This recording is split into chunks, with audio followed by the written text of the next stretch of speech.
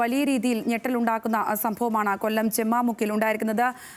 അതായത് ഷമീർ പറഞ്ഞത് വന്ന പ്രകാരം ഈ അനിലയും ഒപ്പം തന്നെ അനീഷ് എന്ന് വിളിക്കുന്ന സോണിയും ഒരുമിച്ച് ഏകദേശം എല്ലാ ദിവസവും തന്നെ യാത്ര ചെയ്യാറുണ്ടെന്ന് ഇയാൾ മനസ്സിലാക്കിയിരുന്നു. അതേ സ്ഥലവും സമയവും സാഹചര്യവും ഒക്കെ മനസ്സിലാക്കി വെച്ചിട്ട് വലിയ ആസൂത്രണത്തോടു കൂടി തന്നെ ഇവരുടെ വാഹനത്തിൻ്റെ അടുത്തേക്ക് ഒരു മറികടക്കുന്ന വാഹനം എന്ന രീതിക്ക് വന്ന് സൈഡ് ചേർത്ത് നിർത്തുന്നു. അതനുസരിച്ച് ഒരുപക്ഷെ ഭർത്താവിൻ്റെ വണ്ടി ആയതുകൊണ്ടായിരിക്കാം അവരവിടെ വണ്ടി നിർത്തിയിട്ടുണ്ടാവുക. അതിനുശേഷം ഗ്ലാസിനുള്ളിലൂടെ ആയിരിക്കാം അല്ലേ, എങ്ങനെയാണ് ഇത്തരത്തിൽ ഈ ഉള്ളിലേക്ക് ഗ്ലാസ് തുറന്ന് സംസാരിക്കാനെന്ന വ്യാജേന ആയിരിക്കാം അയാൾ നിർത്തിയിട്ടുണ്ടാവുക. അതിനുശേഷം പെട്രോൾ ഒഴിക്കുന്നു. അത്തരത്തിലല്ലായിരുന്നു ആ സംഭവം? ഈ വാഹനം അയാളുടെ ഭാര്യ ഉപയോഗിച്ചിരുന്ന ഓൾട്ടോ കാറിനെ ഓവർടേക്ക് ചെയ്യുകയായിരുന്നു. ഈ ഒമിനി വാഹനം ഓവർടേക്ക് ചെയ്ത ശേഷം ഭാര്യയാണ് ഡ്രൈവിംഗ് സീറ്റിൽ ഉണ്ടാകുന്നത് കൃത്യമായ ബോധ്യം പത്മരാജൻ ഉണ്ടായിരുന്നു.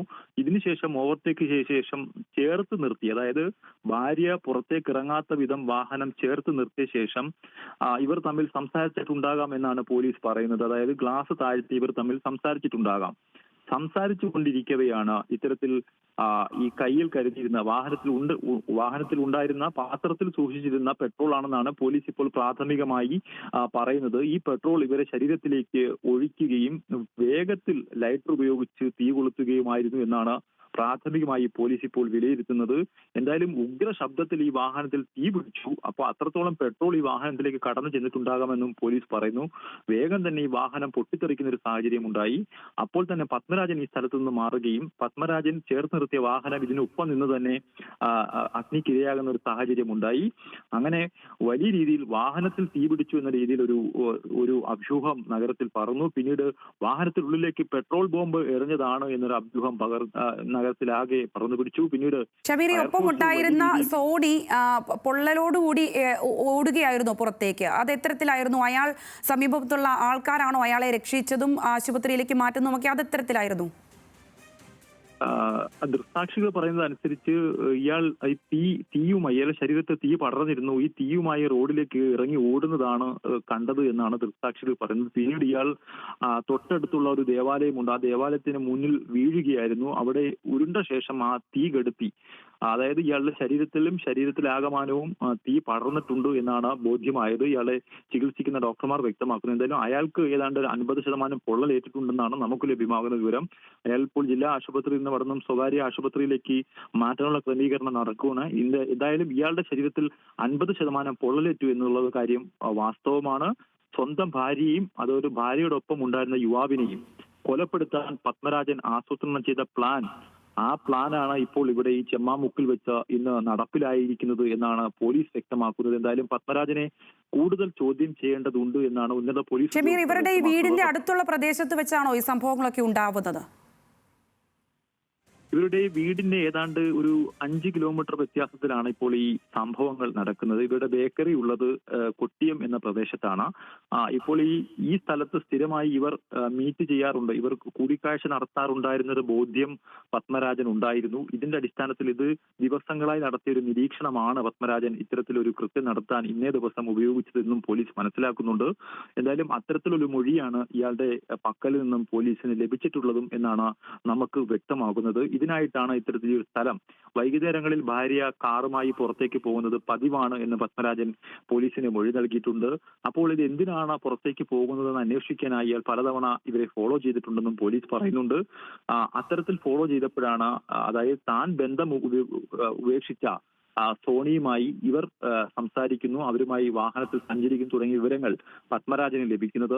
അങ്ങനെയാണ് പത്മരാജൻ ഇത്തരത്തിൽ ഈ ഒരു വാഹനത്തെ കണ്ടെത്തുകയും ഇത്തരത്തിൽ ഇവരെ കൊലപ്പെടുത്താനും കരുതിക്കൂട്ടി കൊലപ്പെടുത്താനും തീരുമാനിക്കുകയും ചെയ്തത്. എന്തായാലും പത്മരാജന് ഇതിൽ പൊള്ളലേറ്റിട്ടില്ല. അയാൾ ഈ സംഭവം അപകടമുണ്ടാക്കിയ ശേഷം തൊട്ടടുത്ത് തന്നെ മാറി നിന്ന് ഇത് ആസ്വദിക്കുകയായിരുന്നു എന്നാണ് പോലീസ് കേന്ദ്രങ്ങളിൽ നിന്ന് നമുക്ക് വ്യക്തമാകുന്നത്. അയാൾക്ക് ഒരു കുറ്റബോധവും ഈ ഒരു കൃത്യത്തിൽ ഇല്ല എന്നൊരു മട്ടിലാണ് അയാൾ ഇപ്പോൾ അതായത് നാളുകളായി അയാൾ കരുതി കൂട്ടി തന്നെ ഇത്തരം ഒരു കൃത്യം, അതായത് ഭാര്യ മരിക്കണമെന്നുള്ള ഉദ്ദേശത്തോടു കൂടി തന്നെ, അല്ലെങ്കിൽ അത്രത്തോളം അവർ ഇറങ്ങി ഓടുക പോലും ചെയ്യാതെ അത്തരത്തിൽ അവരെ ജാം ആക്കിയ ശേഷം ഈ ഒരു വലിയ രീതിയിൽ പെട്രോൾ ഒഴിച്ച് തീ കൊളുത്തുക എന്ന് പറയുമ്പോൾ തീർച്ചയായും അവർ കൊല്ലപ്പെടണമെന്നുള്ള ആ ഒരൊറ്റ ഉദ്ദേശം മാത്രമായിരിക്കും അയാളുടെ മുന്നിൽ ഉണ്ടാവുക. ഇതിൽ മറ്റാരെങ്കിലുടെയെങ്കിലൊക്കെ സഹായങ്ങൾ ഏതെങ്കിലും ഘട്ടത്തിൽ ഇയാൾക്ക് ലഭിച്ചിട്ടുണ്ടോ എന്നുള്ളതൊക്കെ ആയിരിക്കില്ലേ പോലീസ് ഇപ്പോൾ ആലോചിക്കുന്ന മറ്റ് ഇതിൻ്റെ വേറെ വശങ്ങൾ? പ്രാഥമികമായും പോലീസ് ഇപ്പോൾ ഇത്തരത്തിലൊരു പ്രതിയെ കസ്റ്റഡിയിലെടുത്ത സാഹചര്യത്തിൽ ഇയാളുടെ ഫോൺ വിവരങ്ങൾ, CDR വിവരങ്ങൾ, അതുപോലെ തന്നെ ഇയാളുടെ ഭാര്യയുടെ ഫോൺ വിവരങ്ങൾ, ഇപ്പോൾ പൊള്ളലേറ്റ് ചികിത്സയിലുള്ള സോണിയുമായുള്ള ഫോൺ വിവരങ്ങൾ മൊത്തവും CDR വിവരങ്ങളൊക്കെ തന്നെ പരിശോധിക്കും. ഇയാൾ പറയുന്ന കാര്യങ്ങൾ വാസ്തവമാണെന്നുള്ള പോലീസിന് സ്ഥിരീകരിക്കേണ്ടതുണ്ട്. അത്തരം വിവരങ്ങൾ പോലീസ് ആദ്യഘട്ടത്തിൽ പരിശോധിക്കും. ആ ഒരു നടപടിക്രമങ്ങളിലേക്കൊക്കെ പോലീസ് കടക്കും. അത് രാവിലെയോട് കൂടിയായിരിക്കും ആ നടപടിക്രമങ്ങളിലേക്ക് കടക്കുക. ഇത്തരത്തിലൊരു കൃത്യം നടത്തിയ ശേഷം പ്രതി കടന്നു കളഞ്ഞുവെങ്കിൽ മാത്രമാണ് ഇതിലൊരു അഭ്യൂഹം നിലനിൽക്കുന്നത്. ഇത് സ്വമേധയാ അയാൾ തന്നെ പോലീസ് എത്തിയപ്പോൾ താനാണ് ഈ കൃത്യം നടത്തിയതെന്ന് പറയുകയും പോലീസ് ഇയാളെ പിടികൂടി വാഹനത്തിൽ കയറ്റി കൊണ്ടുപോവുകയും ചെയ്തു. ഇയാളുടെ ഒപ്പം മറ്റാരെങ്കിലും ഈ വാഹനത്തിൽ ഉണ്ടായിരുന്നു, ഈ ഒമ്നി വാഹനത്തിൽ ഇയാളെ സഹായിക്കാൻ ഉണ്ടായിരുന്ന ഒരു കാര്യം പോലീസിന് സംശയമുണ്ട്. അതൊക്കെ തന്നെ ഇനി കൂടുതൽ ചോദ്യം ചെയ്യലിൽ മാത്രമാകും വ്യക്തമാകുക. ഏതായാലും അത്യധികം ദാരുണമായ സംഭവം, അതും കൊല്ലം നഗര മധ്യത്തിൽ പോലീസിന്റെ ഏറ്റവും നിരീക്ഷണമുള്ള മേഖലകളാണിതെല്ലാം. ഈ മേഖലയിലാണ് ഇത്തരത്തിലൊരു വാഹനം തടഞ്ഞു നിർത്തി ഒരാളെ വാഹനത്തിനുള്ളിൽ ഒരു പെട്രോൾ ഒഴിച്ച് കത്തിച്ച് കൊലപ്പെടുന്നത്. അത് അയാളുടെ ഭാര്യ ആയാൽ പോലും അല്ലെങ്കിൽ മറ്റേതെങ്കിലും ഒരു ക്രൈം ആയാൽ പോലും അത് വലിയൊരു ക്രൈം കൊല്ലം സിറ്റിക്കുള്ളിൽ നടന്നിരിക്കുന്നു എന്നൊരു അത്യധികം ഞെട്ടിപ്പിക്കുന്ന ഒരു സംഭവമാണ് ഇപ്പോൾ കൊല്ലം നഗരത്തിൽ അരങ്ങേറിയിരിക്കുന്നത്. അതായത് പോലീസ് വാഹനങ്ങൾ നിരന്തരം, അതായത് കൊല്ലം സിറ്റി പോലീസ് കമ്മീഷണർ ഓഫീസിലേക്കും അതുപോലെ കൊല്ലം എയർ ക്യാമ്പിലേക്കുമെല്ലാം പോലീസ് വാഹനങ്ങൾ കടന്നു പോകുന്ന റോഡിലാണ് ഇത്തരത്തിലൊരു കൃത്യം നടന്നിരിക്കുന്നത്. തീർച്ചയായും ഷമീർ, എന്താണെങ്കിലും ആ നാടിനെ ഒന്നാകെ, ഒപ്പം ഈ വാർത്ത കേൾക്കുന്ന ഓരോരുത്തരെയും ഞെട്ടിക്കുന്ന ഒരു സംഭവമാണ് ഉണ്ടായിരിക്കുന്നത്. കൊല്ലം ചെമ്മാമുക്കിലാണ് ഈ സംഭവങ്ങൾ അല്പസമയങ്ങൾക്ക് മുമ്പ് ഉണ്ടാകുന്നത്.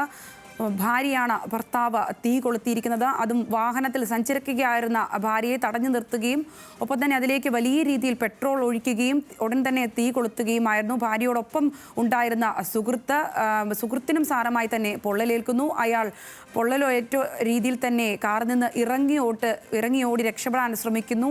തുടങ്ങിയ വലിയ രീതിയിൽ ഒരു നാടകീയത ഒക്കെ ഉൾക്കൊള്ളുന്ന രീതിയിലുള്ള സംഭവങ്ങൾ, ഞെട്ടിപ്പിക്കുന്ന രീതിയിലുള്ള സംഭവമാണ് കൊല്ലം ചെമ്മാമുക്കിൽ നടന്നിരിക്കുന്നത്.